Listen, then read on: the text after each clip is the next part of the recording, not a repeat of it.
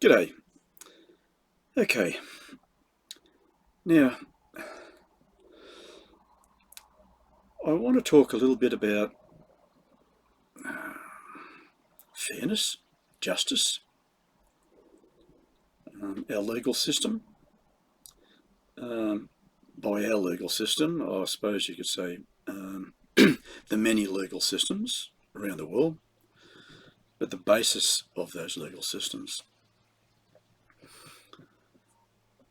Let's talk about juries, judge and jury type legal systems, and people, ordinary everyday people, with the power to convict or to not convict. People are influenced, all people are influenced by their environment, by their belief systems, by everything that happens around them. They respond to the environment. That's what we do. We respond to our environment. Thought itself is a response to an environment, a response to or an opinion of an environment. When we think, we are forming opinions about something. We are responding to something around us. Now we have a legal system with judges that are supposed to be neutral. We put too many expectations on normal people to do impossible things. It's impossible for any human being to be impartial because of our belief systems, because of our moral values, our moral standards, our codes of conduct, the way we were brought up, the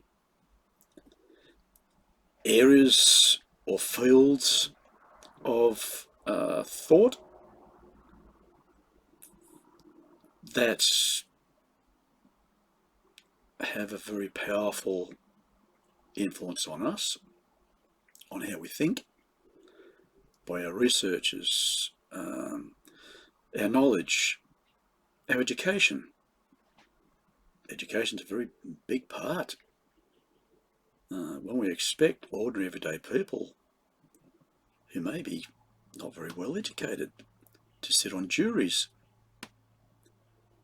Now, we're not talking about judges, because obviously judges are supposed to be very, very well educated, in the law mainly. But jurors, ordinary everyday people, possibly not very intelligent, some of them. And that's not really a criticism. It's actually an observation. Some people aren't very well educated, and very few people are well educated in law. So jurors are expected to make decisions, guilty or innocent, who have belief systems, who have religious-based belief systems, moral values and standards. So if someone is being tried who goes against those moral standards or those belief systems, how can a person on the jury be impartial? It's impossible. Like I said, we expect too much from ordinary everyday people. Our legal systems are a farce. They're a farce. We have not impartial judges, because a lot of judges are members of political parties. If they're not members, they follow or agree with the policies of certain political parties and their religious beliefs and other beliefs their moral values, moral standards, their codes of conduct. We have all of this stuff at play with these people, judges and jurors. And we expect our legal system to be impartial. It's an impossibility. We live in a fantasy world if we think that's real, because it's not. We can see that being played out all over the world. When evidence is given,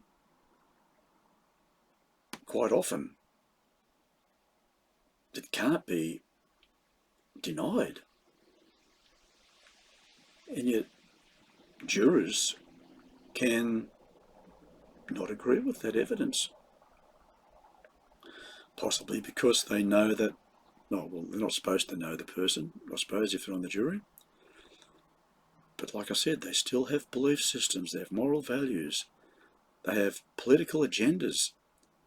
All of these people, some very well educated and some not very well educated at all, expected to make these decisions. It just doesn't make any sense. It doesn't make any sense. It just can't be done. So, and if anyone thinks that people aren't influenced by their environment, they're not very well educated either. It's just a fact. We are all influenced by our environment. It's just the way it is. We're influenced by what we see, what we hear, what we feel. That's just a fact. To think itself, just thought itself, is forming opinions. We form opinions. Every time we think about something, we respond to something, we are forming opinions of our environment. So how can we have a fair, because justice, in essence, the word justice is fairness. To be just, to be fair. Now, how can we be fair if we are biased or prejudiced in some way or form because of our belief systems, because of our moral values, our religious upbringings? How can we be fair? This just doesn't make any sense. It's impossible. We can't have ordinary everyday people making those decisions. It has to be based on evidence, but all facets of an event have to be weighed up. Whether someone was justified in doing what they did, whether they were provoked into doing what they did. A whole lot of factors need to be taken on board and weighed up to see why people do things. Was it contemplated? Or was it spur of the moment? Was it because of a belief system?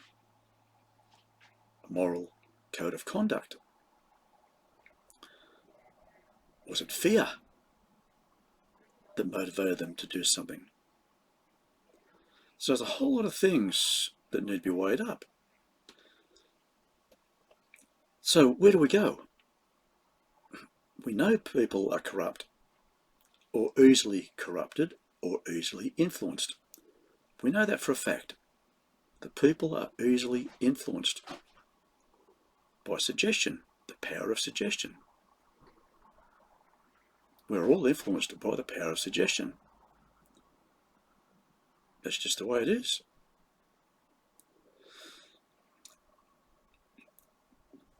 So, all this artificial intelligence stuff that's going on, a lot of people are afraid of it, a lot of people welcome it. And I can see both sides of that argument. But maybe AI is the only fair system. really, as far as fairness, justice, the only way that it can be served properly is a system that isn't influenced emotionally through suggestion. It just has all of the facts available, but also taking into account the upbringing of the people, the circumstances, the conditions they are under when they committed a crime, provocation, justification, a whole lot of stuff. So artificial intelligence needs to have all of that information fed into the system, available to be used in forming impartial decisions. To me, that just makes sense. You know, it's programmed. It just has all of this information available to it. And also all information about the human psyche. Why we think certain ways, psychology. All that information must be fed into that system so they can make proper conclusions based upon human nature, based upon, like I said, everything. Beliefs, religions. But it's a legal system. We make rules, regulations, so we can have some form of balance, common decency, moral values, all that sort of stuff within a society. So we simply try to do no harm to one another. That's why we have all these rules and regulations, guidelines for some form of harmony within our societies.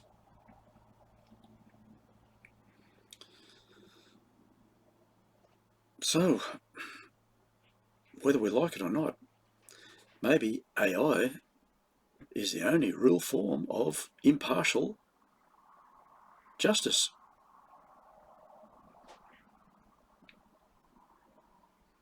I can't think of anything else, because I've lived long enough to realise human flaws, how we can be influenced. It's just, like I said, it's just common knowledge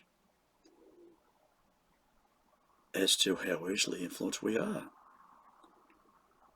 Power of suggestion. You know, we have all of these advertising agencies putting out advertisements to influence us to purchase their products. They understand the human psyche, what influences certain people, their target audience, and they utilise it to the max. That's how the world revolves. Business, politics. Politics, as I said before, is the art and science of influencing and controlling others. That's what politics is. The art and science of influencing and controlling others. Business uses that same philosophy. How to influence people to purchase your products. How to convince them that it's necessary to have these products. Humans do that all of the time. And then we take these normal, everyday people, well educated and not very well educated, put them on a jury and say, listen to that information, all of the information available, and make an impartial decision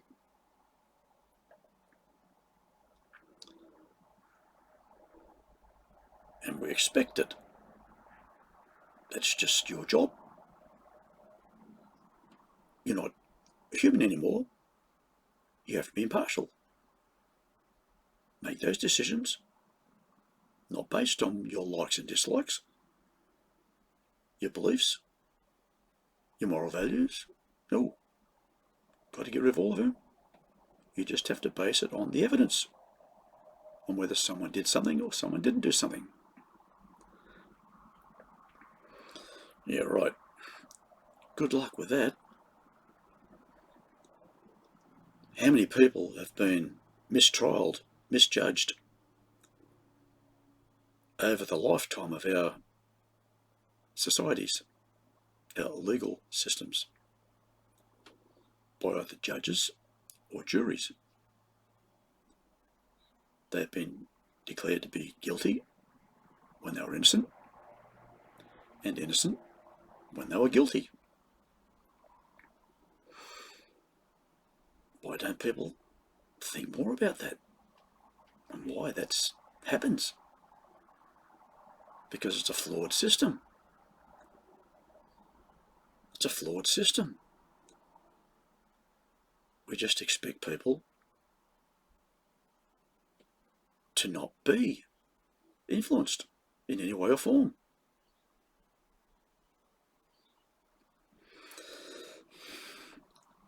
This is only, like I said, it's just trying to get people to understand. You look at everything within what we accept to be life, which is just a visualization of our thoughts, one mind with an infinite number of personalities, all seeking control of that one mind. As said before, one racing car with an infinite number of steering wheels, everyone wanting to go their own direction, and we wonder why there's so much chaos and havoc within the mind. And life is just a reflection of our thoughts. It's a visualization of our thoughts. It's a virtualized environmental construct, an interactive visualization of conscious thoughts. That's life. Now, you may not agree with that, but that's how it is. That's just how it is.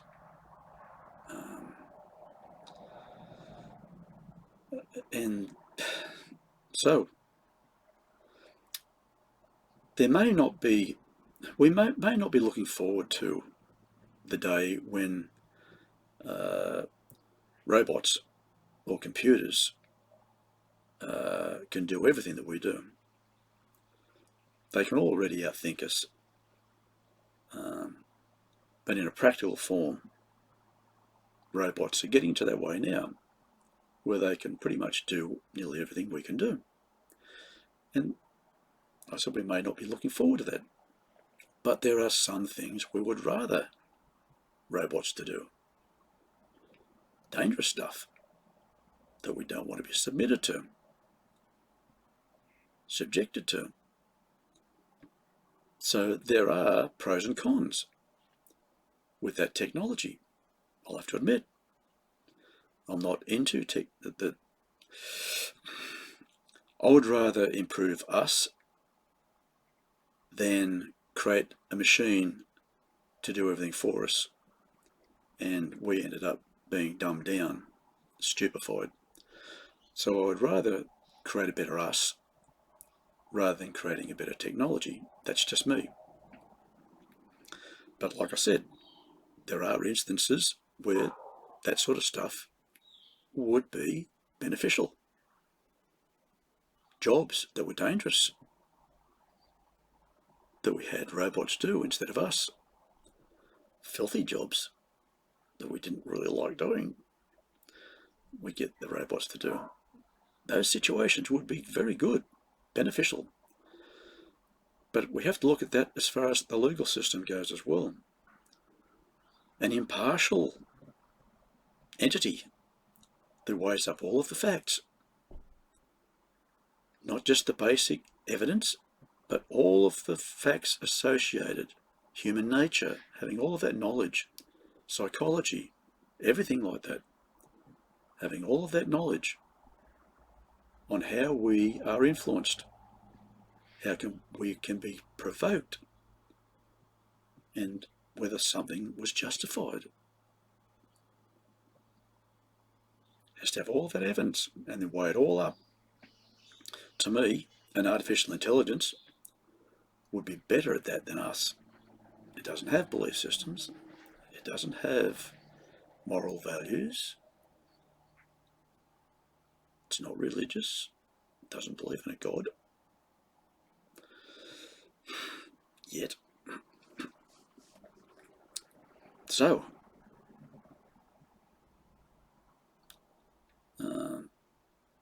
I hope I've helped somebody to really think about the way we do business, how we live, our expectations of ordinary everyday people. We expect someone to have complete control as a president or a monarchy and not let that go to their heads. Oh, how can that possibly do any harm? They've just got complete control over everything we do. But they're ordinary everyday people as well, with this incredible responsibility to try and do what's best for their country, their religious views, their political views, whatever that may be. The well-being of the people, hopefully that would be taken into account as well. Hopefully. Probably not as much as all the other stuff I just mentioned. But they're ordinary everyday people with too much responsibility put upon them to make decisions that they're probably not capable of making. They may as well draw something out of a hat. Pot luck, lucky dip. Humans aren't capable of making impartial decisions. It's just not possible. So we put all these people into power to make these decisions for us and then wonder why it fails. We expected something that was an impossibility to start with. That's just a fact. So possibly AI would be very important on creating a better life for us all, because it would have all of the information available to it on what defines a good life, a healthy lifestyle. It would have all of the information available to determine what was best to create within a society for the overall well-being of that society in general and the people that make up that society. Humans can't do that. They have their own agendas. We can see that playing out right through history. People with their agendas. They get some sense of power, and either their agendas take control or their weaknesses take control, and they stuff up.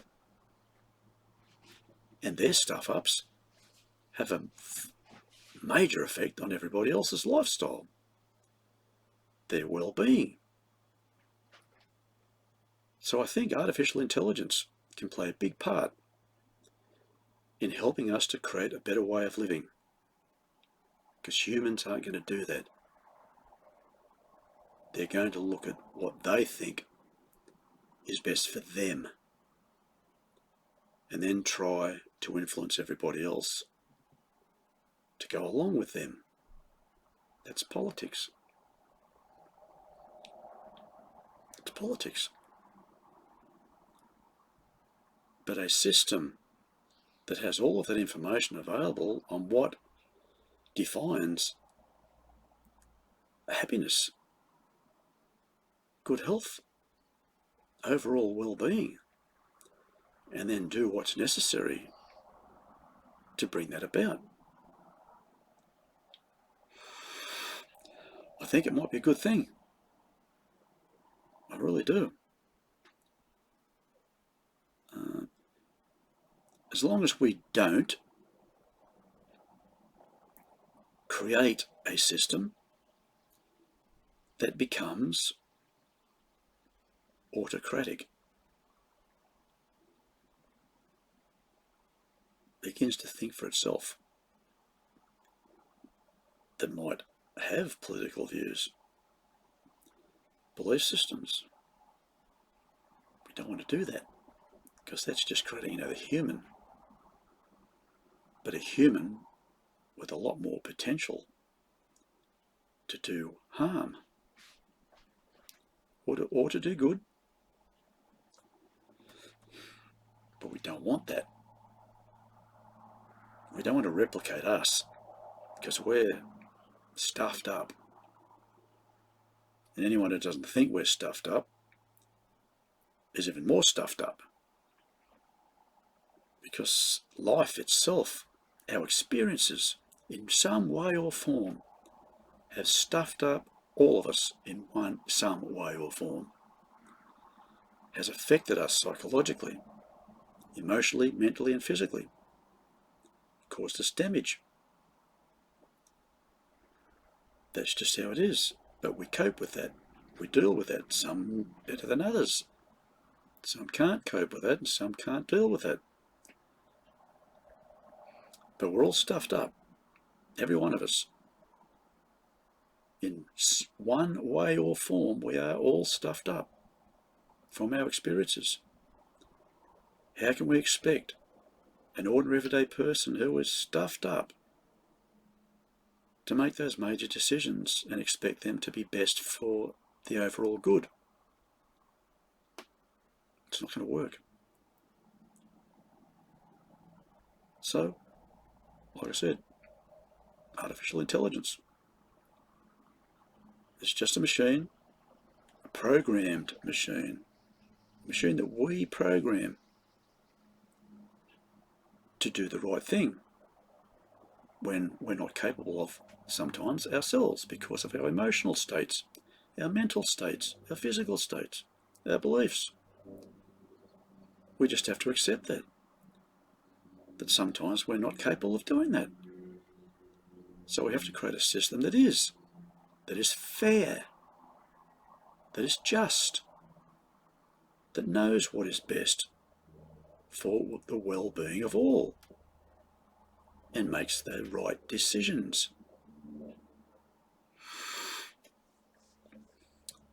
Okay, I'm going to leave it at that, and hopefully someone got something from that. We need to start thinking about that stuff.